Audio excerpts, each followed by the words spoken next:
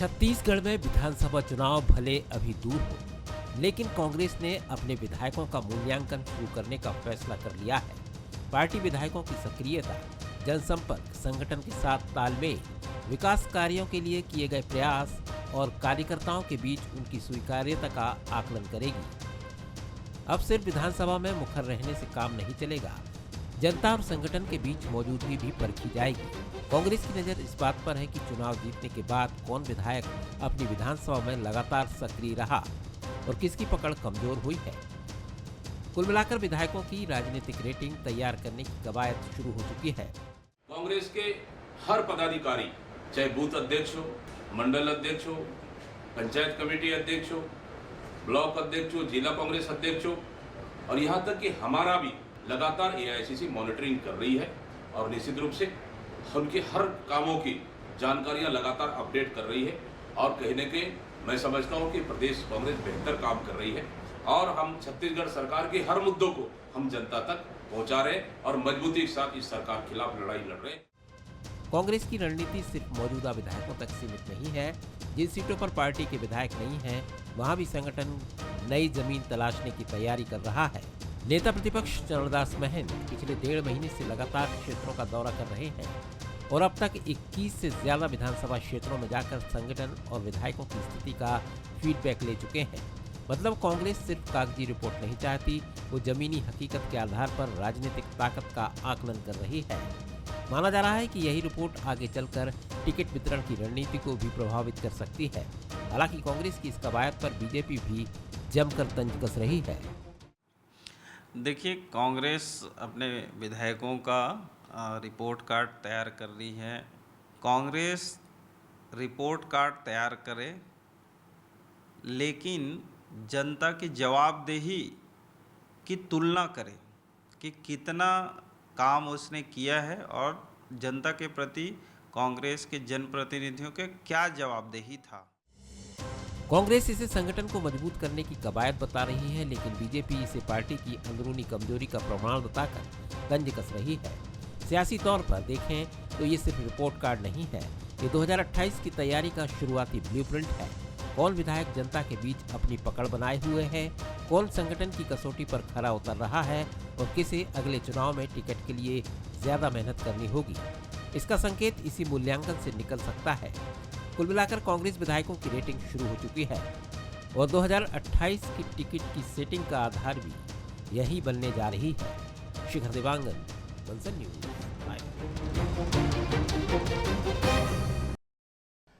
तो जी हाँ, यही आज का हमारा मुद्दा है, कांग्रेस विधायकों के कामकाज की रेटिंग, 2028 के लिए टिकटों की सेटिंग। और इस वो पूरे मुद्दे पर चर्चा करने 3 गेस्ट भी हमारे साथ में, लेकिन उससे पहले बंसल न्यूज़ के 3 सुलगते सवाल हैं। पहला सवाल, क्या कांग्रेस विधायकों का रिपोर्ट कार्ड 28 में टिकट बांटने का आधार बनेगा? क्या रिपोर्ट कार्ड के बाद कमजोर विधायकों पर संगठन की गाज गिरेगी? और तीसरा सवाल, क्या जिन सीटों पर कांग्रेसी विधायक नहीं हैं वहां नए चेहरों को मौका मिलेगा? इन तीनों सवालों का जवाब जानने के लिए हमारे पास 3 खास मेहमान हैं। हमारे साथ कांग्रेस से वरिष्ठ प्रवक्ता और खुद अधिवक्ता भी हैं, सुरेंद्र वर्मा जी जुड़े हुए हैं।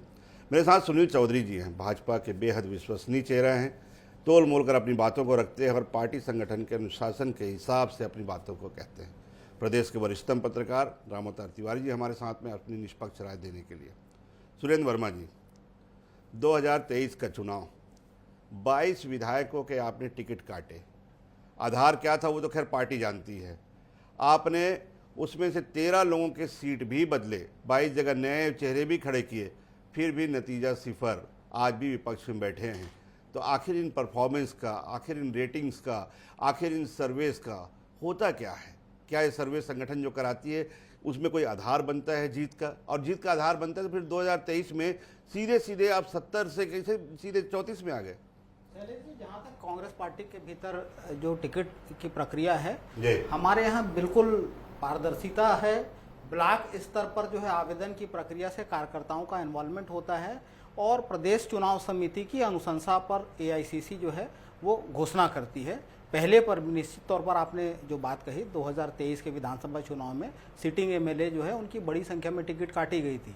जो आधार है वो पार्टी तय करती है, उसका क्या क्राइटेरिया होगा, किसने चरण में जो है फीडबैक लिए जाएंगे, कौन कौन उसमें इन्वॉल्व होगा, ये पूरी प्रक्रिया जो है तय है और पूरी पारदर्शी प्रक्रिया है।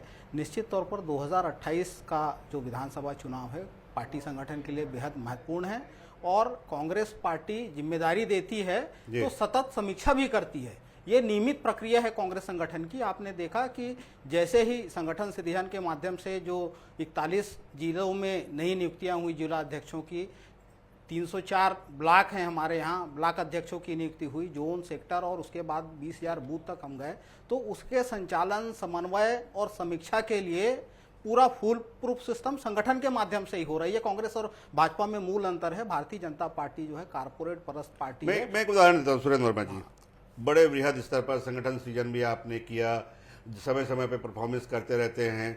दो चीज़ें मेरी समझ में नहीं आई। पहली बात, एक उदाहरण मैं छत्तीसगढ़ का देता हूँ। जैसे कि आपने कहा कि भाई जो ब्लॉक स्तर पर समीक्षा होती है उसके आधार पर टिकट के बंटवारे होते हैं।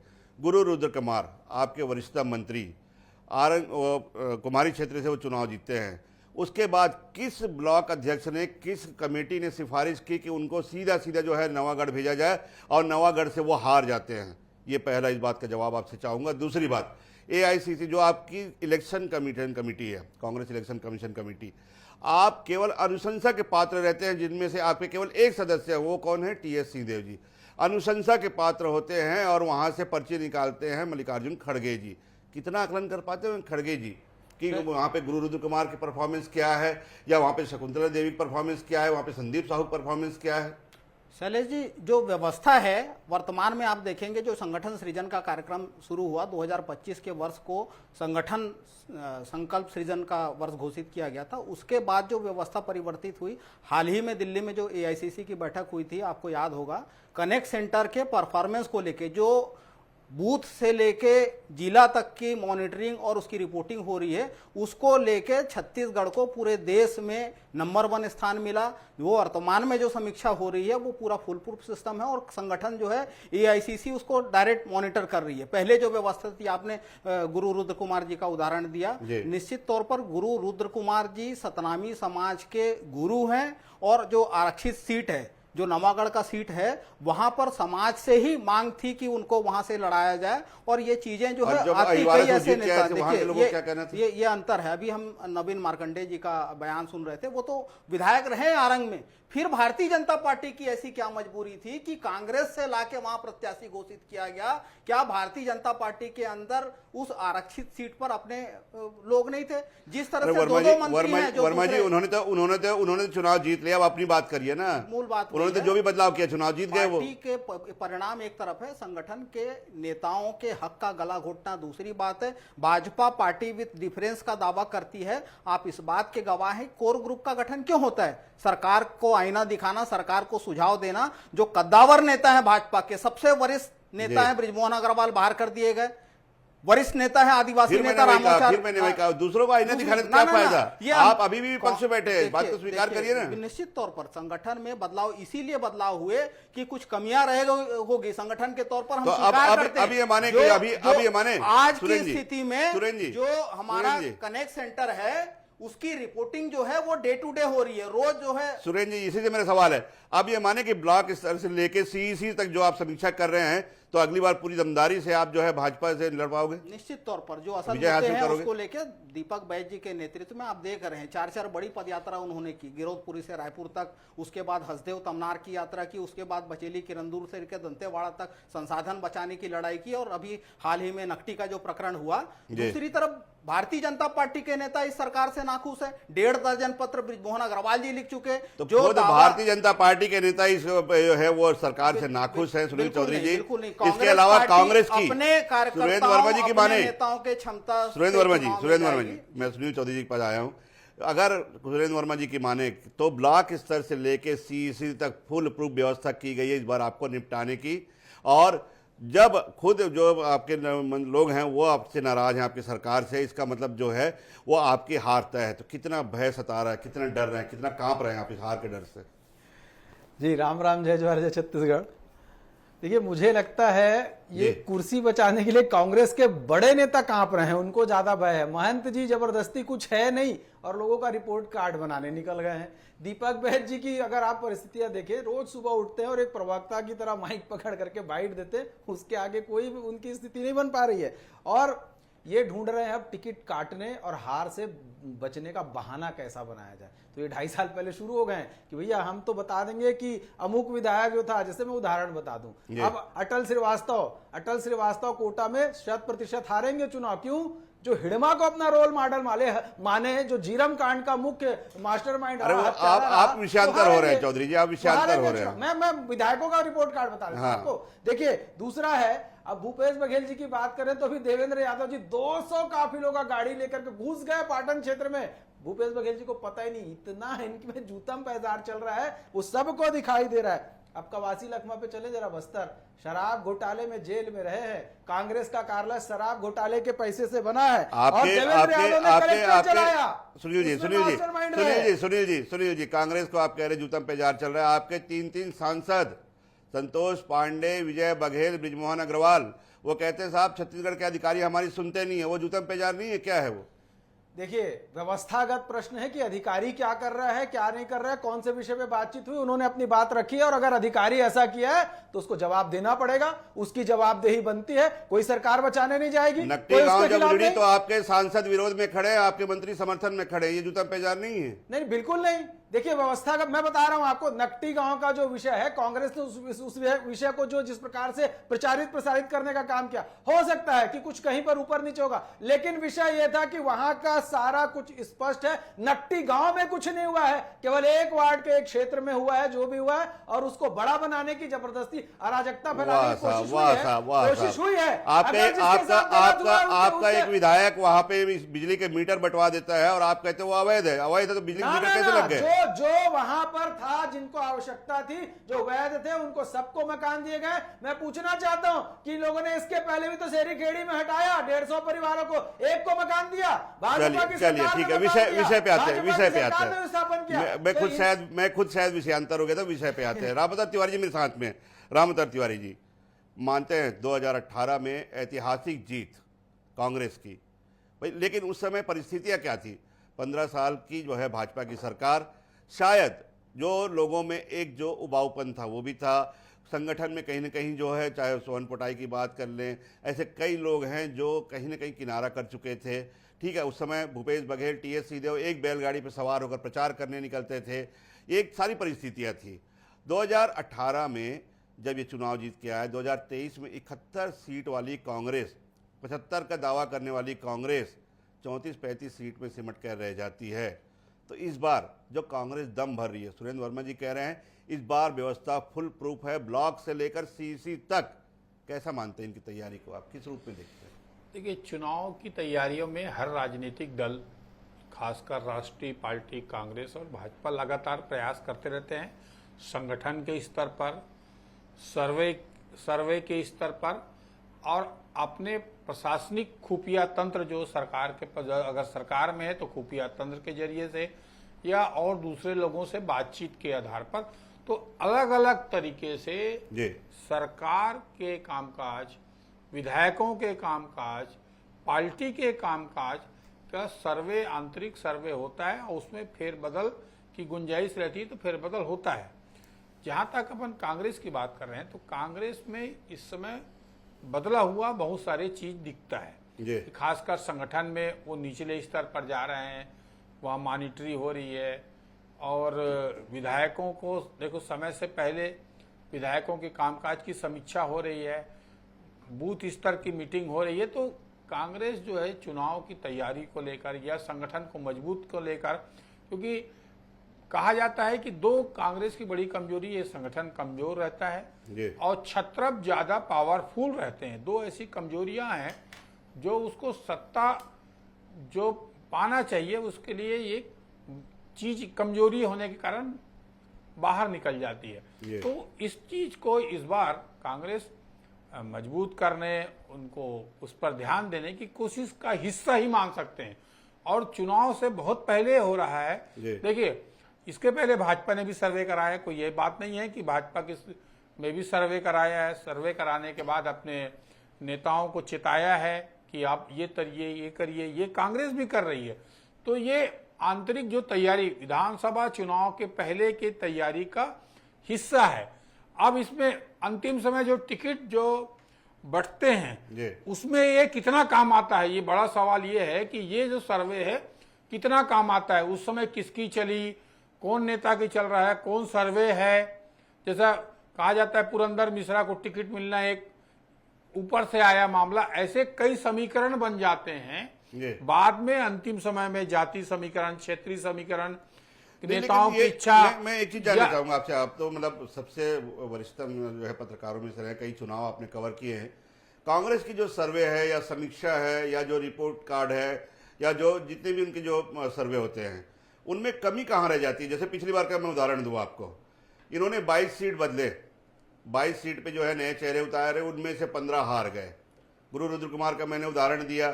सुरेंद्र वर्मा जी ने कहा कि वहां की जनता चाहती थी, तो उस हिसाब से तो उनको जीत जाना चाहिए था नवागढ़ से, लेकिन वो वो नवागढ़ के हुए न अहिवारा के हुए। टीएस सिंहदेव जैसे छवि के जो है वो हार जाते हैं। रविंद्र चौबे जिनका पूरा खानदान जो है वो जो है वहां पर राज करता आया है, वो हार जाते हैं। सर्वे में, समीक्षा में कहाँ कमी रह जाती है कांग्रेस में? देखिए, सर्वे के बाद प्रदेश का वातावरण कैसा है, प्रदेश में किस तरह की रणनीति के साथ सत्तारूढ़ दल या विपक्ष लगा हुआ है, उसके आधार पर आजकल जो चुनाव है, चुनाव में ये सर्वे एक समय से पहले सुधर जाने के चेतावनी के तरीका का है। ये पूरा इसके आधार पर टिकट मिल जाएंगे ऐसा मानना जल्दबाजी होगी। चुनाव के समय जो रणनीतियां बनती है वो अलग अलग बनती है कि पार्टी के घोषणा पत्र क्या आ रहा है, छूट क्या दे रहे हैं। आजकल तो हम देखेंगे, पहले कई चुनाव में तो साल भर में जो कामकाज है, रणनीतियां हैं, उसके आधार पर सरकार बन रही है और बिगड़ रही है, पहला। दूसरा, मैं शैलेश कि छत्तीसगढ़ राज्य बनने के बाद भाजपा और कांग्रेस दोनों का इतिहास देखिए, टिकट काटने का इतिहास देखिए। कमोबेश टिकट 20, 22, 25 ये टिकट काटते हैं, दोनों पार्टियां काटती हैं। और क्यों? क्योंकि जो परफॉर्मेंस खराब, देखो पहली बार विधायक जो लोग बन के आते हैं, यही रहता है कि भाजपा जो टिकट काटती है, नए चेहरों को लाती, चाहे पुरंदर मिश्रा क्यों ना, वो जीत के आ जाते हैं। कांग्रेस के 22 नए चेहरे आते हैं, उसमें से 15 हार जाते हैं। लेकिन सुरेंद्र वर्मा जी, आपसे एक सवाल, जो एक बड़ा सवाल उठाया रामोतार तिवारी जी ने अपनी बातों में, कि ठीक है सर्वे बढ़िया होता है, आधार अच्छे होते हैं वहाँ पे, लेकिन जब टिकट बंटवारे का मौका आता है, उन सारे सर्वे दरकिनार करके जो छत्रप होते हैं, भाई पहले जोगी जी हुआ करते थे, तो ऐसे 4 से 5 छत्रप हैं। जोगी जी कहेंगे भैया 25 सीट मुझे चाहिए, ये 15 कटने चाहिए। भूपेश जी कहेंगे ये 30 सीट मुझे चाहिए, ये 15 कटने चाहिए। टीएस वहाँ पे कहेंगे भैया ये 40 सीट मुझे चाहिए, ये 20 कटने चाहिए। 3 छत्रपों के रहते क्या आप ये अभी भी उम्मीद करते हैं कि ये जो सारे सर्वे समीक्षा के आधार पर ही जो है वो टिकट बंटवारा होगा, या फिर जो है उनके आधार पर ही अनुशासन की नीति बन पाएगी, या कहीं ना कहीं उन छत्रपों को एक मंच पे लाना, एकजुट करना आपके लिए सबसे बड़ी चुनौती है? शैलेश जी, कांग्रेस के सभी नेता एकजुट हैं और लगातार जो है इस सरकार के कुशासन के खिलाफ लड़ रहे हैं।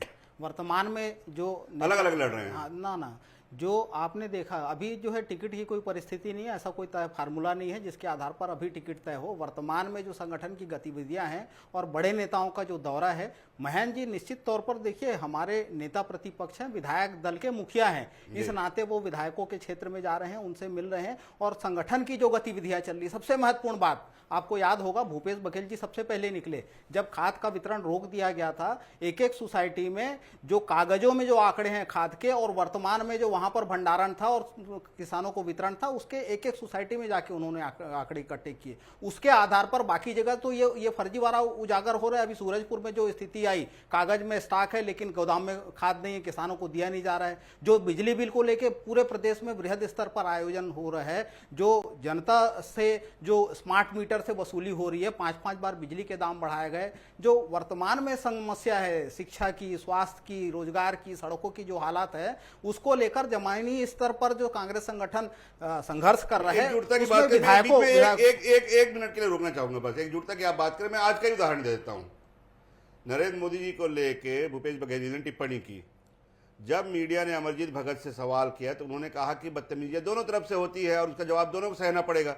तो अपने ही नेता को क्यों लपेट रहे हैं फिर, अगर इतनी एकजुटता है तो? नहीं, इस बात को बदतमीजी कहना, ये तो सच्चाई है देश की। चढ़ावा चोरी क्या नहीं हो रहा है? क्या छात्रों के ऊपर पेलेट गन का उपयोग नहीं हुआ? जो जिसको जवाबदेही है, देश के प्रधानमंत्री और देश के गृह मंत्री, कहीं पर बिहार में डबल इंजन की सरकार है, AK-47 निकल गया, जो छर्रे जो पेलेट गन से चलाए गए, जवाबदेही किसकी है? तो ये 56 इंच का छोटा बंदर जो है, ये तो नारे पूरे देश में लग रहे हैं। जेएनजी के सवालों का इस सरकार को 15 दिन तक देश के गृह मंत्री और प्रधानमंत्री सदन में जवाब देने अपनी बात पे कि कहीं न कहीं जो है वो तमाम छत्रप, जो रामअवतार तिवारी जी कह रहे हैं, छत्रपों वाली उससे एक महत्वपूर्ण बात नहीं है और एक गुट में हम हैं। लेकिन मेरे पास समय कमी, सुरेंद्र जी मैं आखिरी टिप्पणी, सुनील चौधरी जी, क्या अगर कांग्रेस को आप आईना दिखा रहे हैं कि ये गुटों में बटी हुई, गुटों में जो है वो फैली हुई कांग्रेस है, तो क्या आपके जो नेता, जैसे मैंने अभी उदाहरण दिया 3 सांसदों का, इसके अलावा मैं आपको डोंगरगढ़ का उदाहरण ले लूं जहां पूरी आपकी कार्यकारिणी भंग हो जाती है, तो ऐसे में आपको लगता है कि कांग्रेस कमोबेश कांग्रेस वाली स्थिति आपके यहाँ भी हो चली है? देखिए, भारतीय जनता पार्टी का कार्यकर्ता संगठन निष्ठ कार्यकर्ता है। कांग्रेस की स्थिति कभी हो ही नहीं सकती भारतीय जनता पार्टी में। हाँ, कांग्रेस की स्थिति क्या है ये बहुत स्पष्टता से, एक उमेश पटेल जी से राहुल गांधी जी ने बात क्या कर ली, महंत जी को लगा कुर्सी जा रही है, दीपक बैज जी, TS बाबा बोले प्रदेश अध्यक्ष बनना चाहता हूं, दीपक बैज जी का पूरा दिमाग घूम गया। अब लगा कि सारे लोग मिलकर के कुछ कर रहे हैं तो भूपेश बघेल जी मैं सुपीरियर करके एक बड़ा बदजुबानी वाला बयान दे रहे हैं। तो कुल मिलाकर के यही है कि कांग्रेस ऐसे ही लड़ती रहेगी। कांग्रेस भाजपा से तो कभी लड़ने को तैयार ही नहीं हो पा रही, मुझे लगता है। तो कांग्रेस लड़ती रहेगी लेकिन भाजपा एकजुट रहेगी। आदरणीय चौधरी जी, कांग्रेस लड़ती रहेगी, भाजपा एकजुट रहेगी। चौधरी जी जो है अपनी बात पे कायम है। भाजपा की बात हम कह सकते हैं, ठीक है, वो कांग्रेस की जो है वो विपक्षी पार्टी, विरोधी पार्टी, तो हम उनके राजनीतिक धर्म कह सकते हैं। लेकिन सुरेंद्र वर्मा जी चाहे कितना भी दावा कर लें, कांग्रेस ने 2018 में जो एकजुटता दिखाई थी, शायद वो एकजुटता अब कभी दोबारा देखने को मिले। ये कांग्रेसियों का सपना हो सकता है, लेकिन वर्तमान में मैदानी स्थिति, जैसा कि रामअवतार तिवारी जी ने कहा, कांग्रेस की जो परंपरा रही है एक छत्रपों वाली, वो अगर छत्रप तमाम एकजुट हो जाएं, एक मंच के नीचे आ जाएं, तो निश्चित रूप से कांग्रेस की इतनी बड़ी ताकत किसी दूसरी पार्टी में नहीं है। लेकिन सवाल ये है, ये तमाम सर्वे, तमाम रिपोर्ट, तमाम समीक्षा, ये उस समय क्या काम आएंगे और कितनी मजबूती से इनका आधार बनेंगे टिकट वितरण को लेकर, टिकट वितरण से लेकर जीत तक के लिए, ये आने वाला समय बताएगा। बहरहाल आप तीनों मेहमानों का बहुत बहुत शुक्रिया हमारे साथ इस शो में जुड़ने के लिए। इस शो में चर्चा में आज इतना ही, लेकिन देश प्रदेश के तमाम अपडेट्स और न्यूज़ के लिए आप बने रहिए बंसल न्यूज़।